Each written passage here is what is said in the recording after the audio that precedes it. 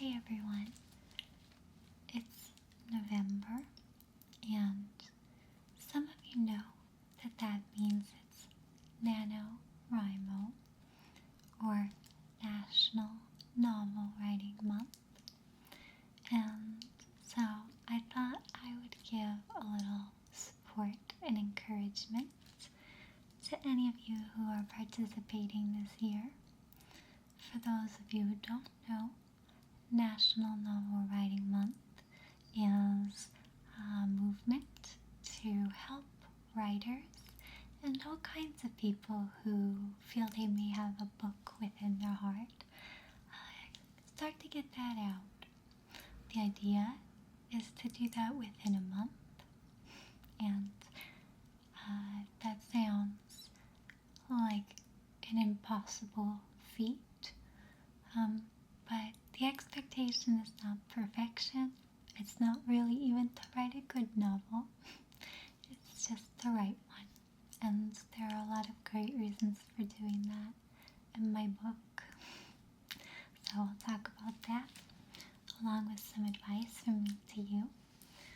I have some books and some little cards and things to just show you. But as I do that, I will tell you, I am not a published novelist, of course. I actually don't write a tremendous amount of long fiction. I have been published for poetry and a lot of non-fiction, but I keep my nom de plume, or my pen name, even from my family, because if you are artistic in certain ways, even if you're not writing about yourself, you're writing from something deep, deep inside. And so far in my life, I've kept most of that separate from the people who know me personally, which sounds a little weird, but that's the way I am. So anyhow, Ready, Set, Novel is a workbook I'll show you a little bit of, and it's a writer's workbook from, it's actually from Chronicle Books, and Chronicle they publish a lot of great stuff, but they published this one, Ready, Set, Novel, as well as a writing kit called No Plot, No Problem, and they are both put together by the organization that runs NaNoWRIMO, so they're good stuff. National Novel Writing Month also has tons of resources online, like meetup groups, daily reminders, exercises, ideas, things like that. And I'm not affiliated with them in any way, just to put that out there. It's just something I think is really neat, and I'm working on my novel this month. This is a book, like I said, full of exercises. I actually received this book from an Amazon seller that said it was brand new, but as I soon found out it wasn't. There were already a lot of scribblings in it, someone else's, so you'll see lots of places where there's crossed out, and that's just because I accidentally apparently got a used copy, but they apologized and gave it to me for free, so I'm kind of working around that. But as you look through it, you'll see it has all kinds of exercises to just get you writing, to just get you going. The basis of a lot of psychology for overcoming habits and learning new ones is the principle of 28 days, or about a month. Again, this is filled out by the other writer, the person before me. But here's a family tree. There's all kinds of great tools to help you organize and think through your characters and your plot. So, but yes, it's so important to just feel able to write, because it does take us roughly a month to change our habits. If you've ever tried to drop a habit in a month, this may sound a bit daunting to you.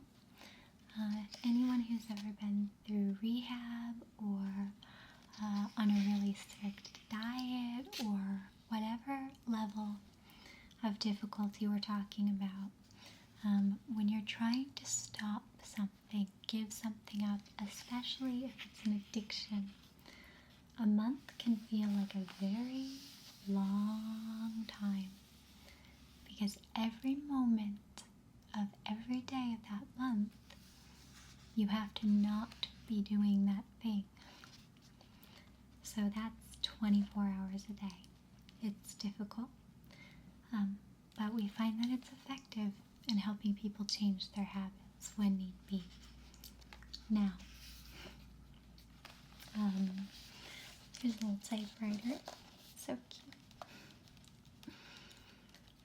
Writing your novel does not have to be like that. You don't have to be working on your novel every minute of every day of the month. You just have to work on it once a day. And this book will give you all kinds of tools. Or you can do it on your own. You can do it other ways. I just happen to think this is kind of nifty. It even has, let me find it here. Where are you? Where did you go? Oh, here we are. I thought this was particularly funny. There's even like coloring pages, so you can color in Gustave Flaubert, who was a genius, or Jane Austen. I always preferred Edith Wharton. Jane Austen was witty, but Edith Wharton was smart. Anyway, and it goes on. There's lots of things like that. So, and you can find out all about those kinds of things. And the biggest benefit, I think, to just making yourself write every day for a month. And there's a minimum word count, if you choose to do it that way, by word count. But some people don't. Some people decide to do brainstorming one day, write more the next day. So you can kind of figure it out. And you certainly don't have to do it in November. But if you are, I'm proud of you, and I'd love for you to share your progress with all of us in the comments. So anyway, so that's Ready, Set, Novel. But the biggest thing that we see is that both myself and this person who possessed this little workbook before me was not afraid to sort of defile it, to write in it, to cross things out, to add things back, because you just can't be afraid to just put pen to paper. I tend to be my own harshest critic, so sometimes I don't even want to write something bad, even though I know no one else will see it, because I'll see it, and I'll read it, and I'll tell myself, you're a bad writer. This is too sentimental. This is too contrived. This is so cliche. And at that point, I don't want to write anymore. But you have to be brave enough to write rubbish. It can be scary, but you can do it. Believe me, you can write rubbish. You can. And the reason to do that is because I used to tell myself it was enough to just get it all out in this dishwasher of a brain, you know? Kind of work out all my bad ideas till there were good ones left. But forcing yourself to write this all down is freeing. It's liberating. It's good practice. It's good habit. And you know what? A lot of the things that in one moment you might judge as quite bad, not productive, not useful, it might be the germ of something really, really profound later on. So don't be afraid. I call it dog turn. If you have a dog, you'll watch the dog decide it wants to settle down, but the dog never just sits down. It goes around and around and around and around and around and around in circles. And then finally it decides, here we are. And it sits down and it gets comfy and warm.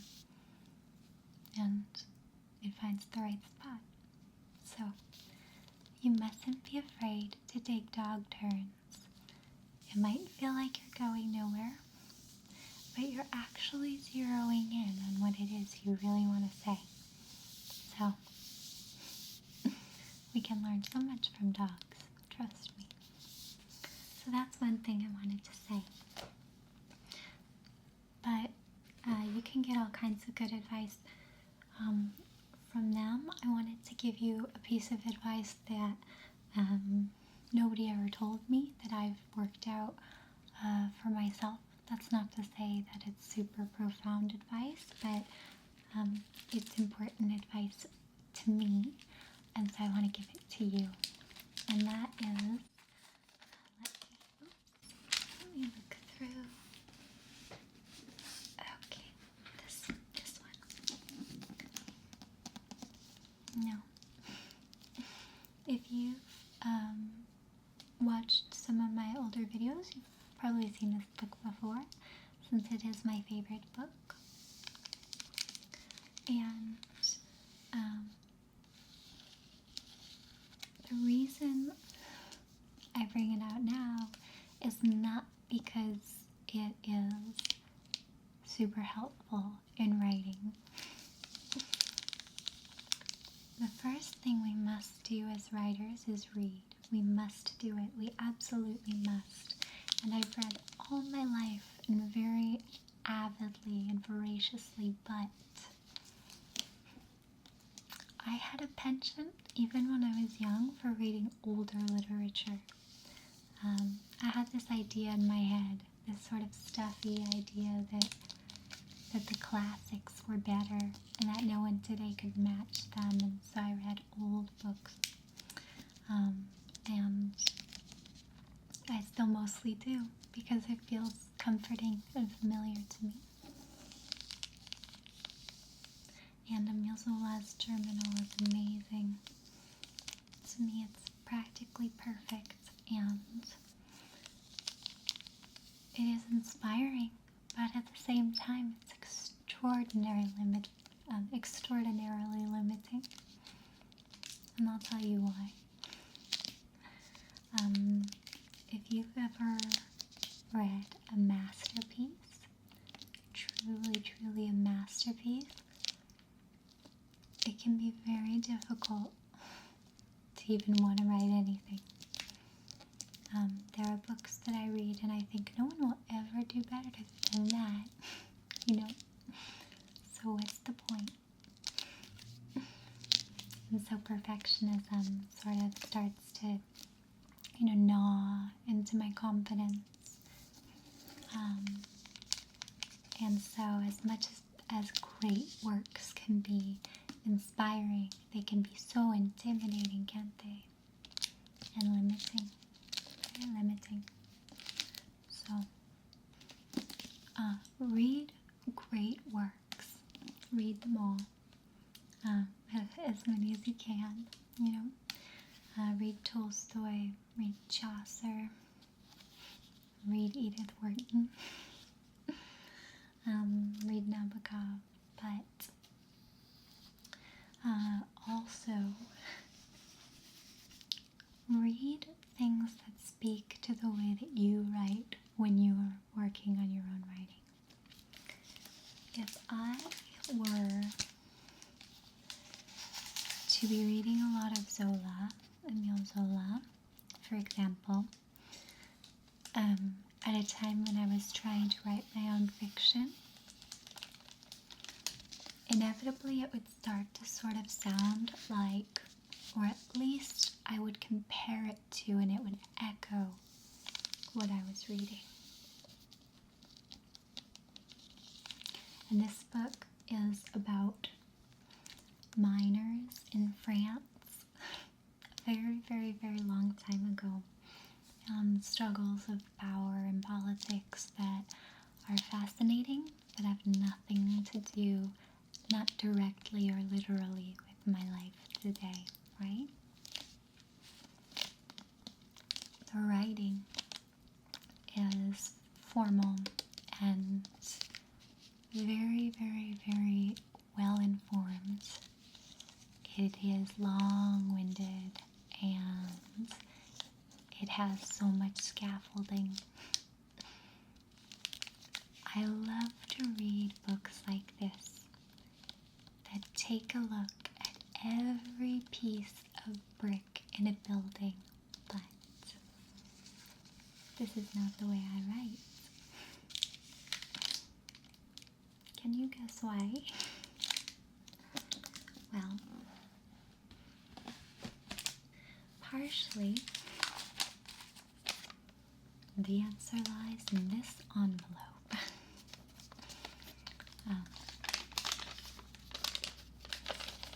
You see, I am a girl. I live in America, and it is 2014, unless I'm going crazy. These are some postcards of Emile Zola, the man who wrote this. And this is how he dressed. He actually got rather pudgy at the end of his life, which is funny because when he was writing Germinal, he actually went to live among the miners and learn everything he could about them. He was known for that. He was really kind of a journalist as much as a novelist. Yes, and he has his furs. I have faux fur, but I don't wear fur, actual fur. He has his pocket watch. I don't wear a watch because there's one on my phone. And he has a killer beard, and well, that's just never gonna happen. And this is sort of what his world was like. Oops, that's his world upside down, I guess. But he lived in this world, and I've been to his house, and I've been to his headstone, and I've walked a lot of the streets he's walked, and even one named after him. And they're very different from the streets I've grown up walking. I love to read Emile Zola, not only because he was a great writer, but because he was a great man. Beyond his personal life, he fought politically for what he believed was right. I've had to do the same, probably in very small ways. So that's my problem. I used to read from my favorite books whenever I wanted to feel inspired. But while I love Emile Zola, or I love George Orwell, or even Aldous Huxley, they're not writing exactly in the same space and time than I am. They're very different. Their concerns may be fundamentally similar, but they're different. They've lived different lives. So what do? My biggest advice is that when you're writing and you're focusing on writing, that you also take a little bit of time to read, but that you read books that are written the way you like to write. So, I'll show you one more. This is the book by Chuck Palahniuk. It's actually sort of a reworking of a book he wrote a very long time ago. And Chuck Palahniuk, you could sort of see, he looks like this, which, again, no resemblance, but Chuck Palahniuk lives in the Pacific Northwest. That's where I live. And that's where I grew up. And Chuck Palahniuk is the writer out of all of the writers I enjoy that writes the most like I do. I write about the same kind of topics, and I write with the same sort of pace and the same register. Register is a huge, huge part of it.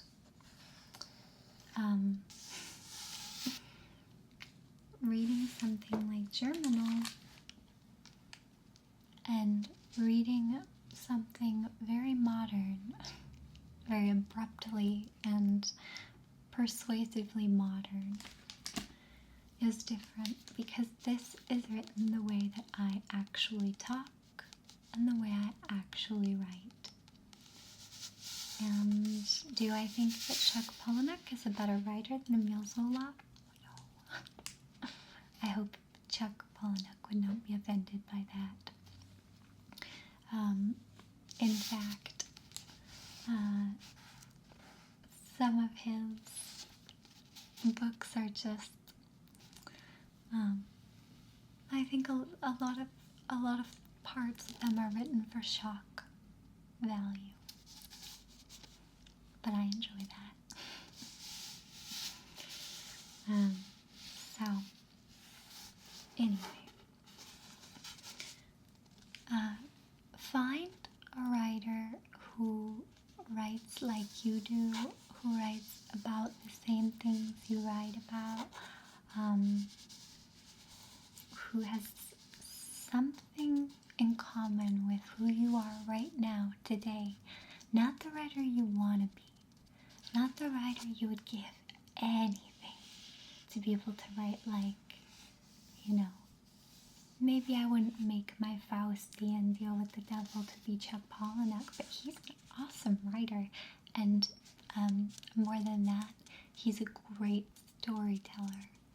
And the deeper thing I feel like I have in common with him is that he has been through some actual, and that's a strange way of putting it, but he's been through real pain in his life and real trauma, and there has been violence that's happened in his life that he's always sort of, I think, striving to understand. So like me, he writes about things that don't necessarily enamor him, but that leave him curious, that leave him sort of looking for answers. And every time it feels like one of his characters find an answer, it usually lights out for that character. And I think in that way, he sort of echoes his own thoughts and his own doubts. And I feel very strongly that Chuck Palahniuk is a really good example of someone who has experienced a lot of the world that he inhabits in his imagination without balking. He doesn't run away from what's there. Instead, he gets as deep as he can, sometimes going to extremes. And it sometimes becomes ridiculous. And, extremes are how we understand ourselves better. So find the writer, I guess what I'm saying, who you feel like you could sit down and have a talk with, and then read them. Don't read too much this month, or whenever it is that you decide to really, go forth. Live your life. There's all kinds of great activities in here to help you get out and about. But when you do read reasonably. Read something that is going to stimulate you and not intimidate you, because you do have a story in you, and even if it never becomes published or doesn't get made into a horrible movie that doesn't do it any justice, there's really a lot of value in saying what you have to say, exploring what you want to explore, or even building your own world. And so I think that's just worth it, every bit of it. So make a space where writing can feel really nice, and find a way to ritualize it a little bit if you can.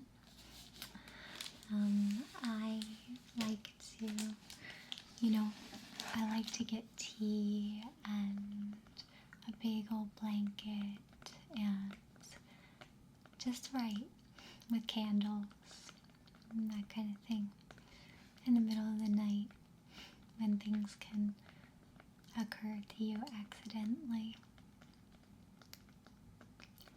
But one of the main exercises brought up by the NaNoWRIMO crew is to write down 3 activities that are most stimulating to your imagination.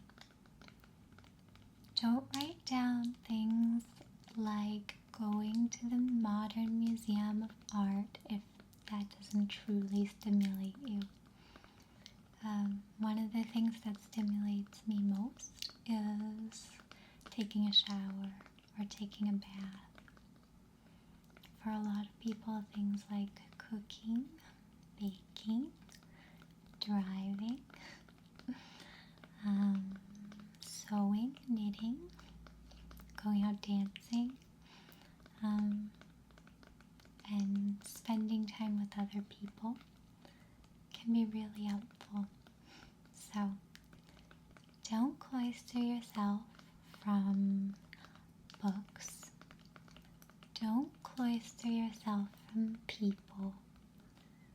And certainly don't cloister yourself from your own stream of consciousness. But at the same time, do. Pick the time of day that feels right for you. For me, it's right after midnight. And then enjoy the heck out of that time. That's when you shut everyone else out. And that's when you write. And you strike. Strike the paper with your genius. Or with your silliness or your extremes. Don't be afraid to be extreme. Don't be afraid to be boring. Because I highly doubt you are.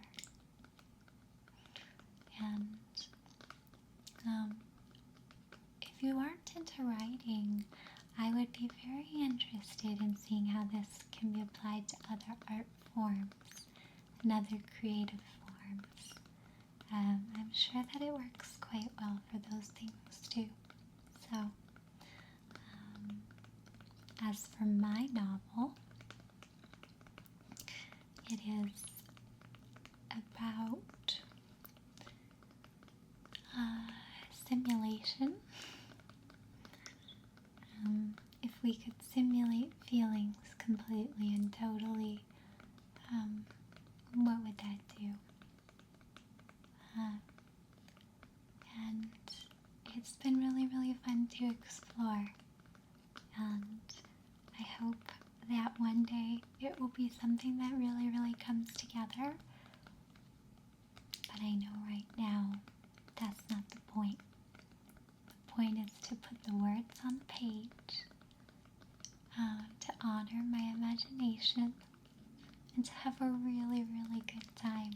So I wish you all the same. And I do invite you to do this exercise of picking your favorite books, the ones that you consider to be masterpieces, and then pick also a book, and it might be a comic book, it might be a screenplay, it might just be someone's blog on the internet, but find the person whose voice already sort of sounds like yours, and do yourself a favor of immersing yourself in that a little bit too, because it always feels good as a writer to have company. And it doesn't mean you're saying you're as good as them. I'm not Chuck Palahniuk.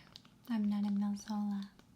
And part of realizing that I don't need to be is probably the biggest purpose of all of this. So, anyhow,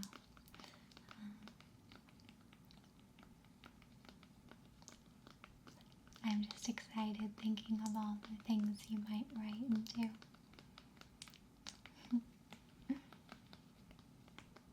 And I will say, today I had planned a really different video with lots of different parts in the outside world kept intruding. Someone's been blowing leaves. They blew leaves for hours and hours while I lost the light that I wanted and the time that I needed to do this big special video with all of these nice book sounds for you. But actually kind of just going with it and talking to you like this has felt really good.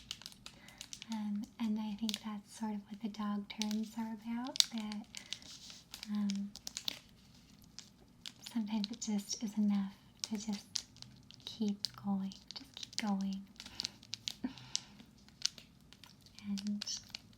and enjoy it, and then don't be afraid to share it